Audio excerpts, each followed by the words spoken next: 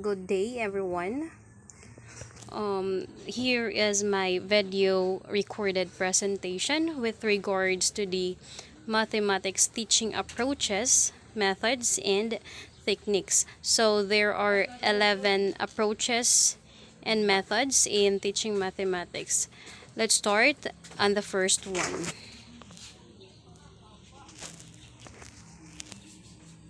The discovery approach. Discovery approach, it is an effective strategy for helping learners to understand concepts, generalization, and for developing higher thinking skills. It is an active it is an inductive method of guiding learners to discuss and use acquired ideas as a way of discovering new ideas. The ultimate goal of this approach is that learners learn how to learn rather than what to learn. The teacher acts as a coach in encouraging the learner to find the desired concepts. Hence, the learner discover the ideas and concepts through reactions and active participation in challenging class situation. The second one is the inquiry approach. The inquiry based learning is often used as an approach to restructure aspects of teacher education and maximize the potential of learners. This is according to Levy, Horrigan, and McMahon in 2010. The advocates of this approach believes that restructuring will be useful in providing direct experiences to learners in learning mathematics and science. Moreover, inquiry teaching developed the scientific thinking and problem solving of learners. It is a way for them to find solutions to problems through gathering evidences that are reliable, and from that they will draw conclusions or generalizations. Lastly, pupils under this approach become independent learners. The third one is the inquiry method. Inquiry is a flexible instructional method used to involve students in a process to analyze a problem or issue in a logical and systematic way. This is according to Wellen and among the other in 2000. It is the appropriate to use when inductive thinking and learning inquiry process itself are among the objectives. This method teaches both content and an investigative process that has applicable to life. Here are the practices or phases of the inquiry method according to Wellen. The phase 1 is the presentation and clarification of a problem, an issue, or questions.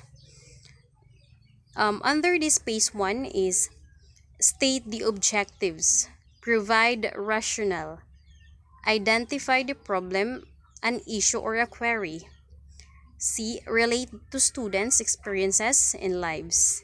And D. Clarify the problem.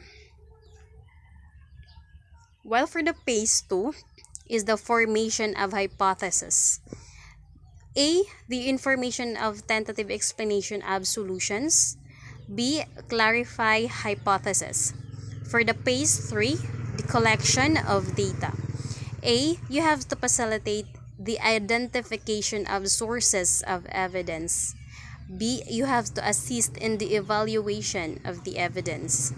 For the phase 4, the test hypothesis. A. Assist on organizing the data. B. Assist in the analysis and evaluation of the data. And last phase is the phase 5 or the closure or the conclusion part. A is to facilitate the reaching of generalization, an explanation, or a solution. B. Integration and transition. So the fourth one is deductive and inductive method. When we say deductive method, it begins with what is abstract, general, and unknown to the learners and proceeds to what is concrete, specific, and what is known to the learner. Teaching begins with the rule or principle. Then, examples are given to explain the rule or principle.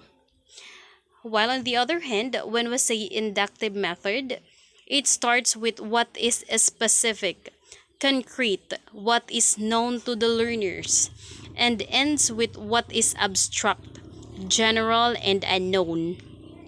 Teaching begins from the concrete experiences of the learners and from there moves to the rule or principle. The fifth one is the cooperative learning.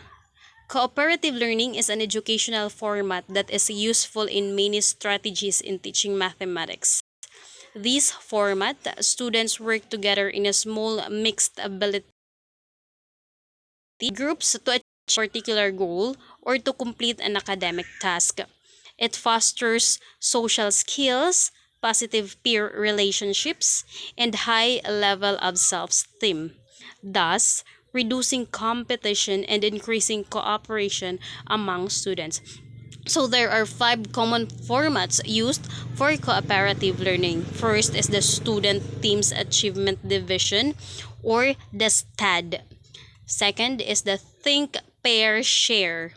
Third is the Jigsaw. Fourth is the Team Assisted Instruction. And the last one or the fifth one is the Group Investigation. The sixth one is the Problem-Based Learning or the PBL. Problem-based learning uses an inquiry model or a problem-solving model. In that sense, students are given a problem, pose a questions about the problem, plan on what and how to gather necessary information, and come up with their conclusions. The driving force is the problem given and the success of the same and discovery of several solutions.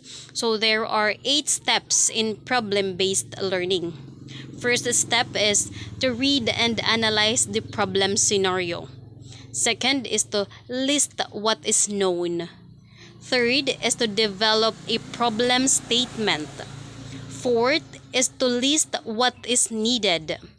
Fifth is to list actions, solutions, and hypotheses. Sixth is to gather information. Seventh, analyze information. And the last one is to present findings and recommendations. For the seventh one is the project-based learning. As the name implies, it involves a project in which has a complex task in some form of student's presentation and or creating an actual product. It focuses on a model. The driving force is the end product, but the key to success is the skills acquired during the process of the product production. The eighth one is the 5E learning cycle. The 5E learning cycle are engagement, exploration, explanation, elaboration, and evaluation. So let's all get to know those 5 mentioned e-learning cycle. Let's start on the engagement. Engagement, teachers involve students in discussion and explore their ideas to uncover current understanding and learn more about interest and prior knowledge. For the exploration, it offers students the chance to ask and answer their own questions. For the explanation, it gives students the opportunity to describe their understanding of concepts, articulating their ideas, and describing the content or process under study. For the elaboration, elaboration is the time when the teacher challenges students to extend their knowledge, provide students with new experiences, expand their limits, and deepen their understanding. And lastly, for the evaluation, these stage provide teachers with information they can use to evaluate students' progress towards the lesson objective.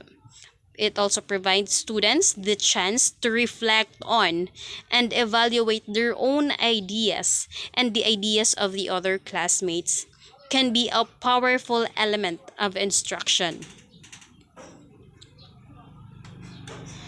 Activity approach.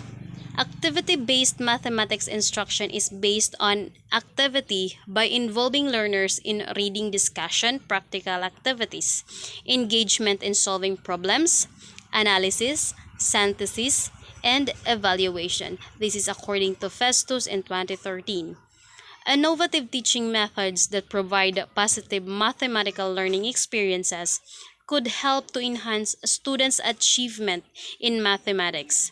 If the learner have the opportunity to explore their environment and provide an optimum learning environment, then the learner become joyful and long lasting. The 10th one is the using of patterns. Patterns and problem solving.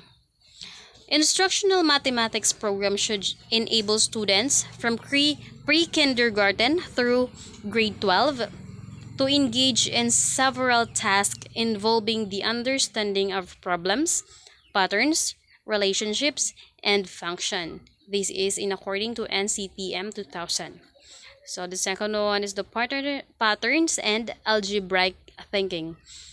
Patterns are effective way to encourage students to explore important ideas in the study of algebra as conjecture and generalization. This is in according to Yates and the other in 2004. If algebra is a tool for expressing generalities, exploring patterns in the elementary level lays the foundation for the algebraic reasoning. Seeing a pattern, the ability to develop and use visual representational forms is valuable enough that should become an integral part of mathematical learning. Mathematics learning must include problems that compel students to think visually, and they can develop this ability through experiences and situations that require such thinking. The last one, the investigative approach. It involves teachers beginning with students' question. Students are encouraged to think inquiringly, and teachers must be responsive to the students' propositions by pursuing their curiosities. So, there are four principles of an investigative approach. Principle 1 starts with the students. Second principle, need be neither lengthy nor difficult. Process counts. Principle 3. Teachers play a guiding and supporting role. Principle 4. Explorative and fun. So that's how it ends my presentation with regards to the different methods and approaches on teaching mathematics. That's it. Thank you.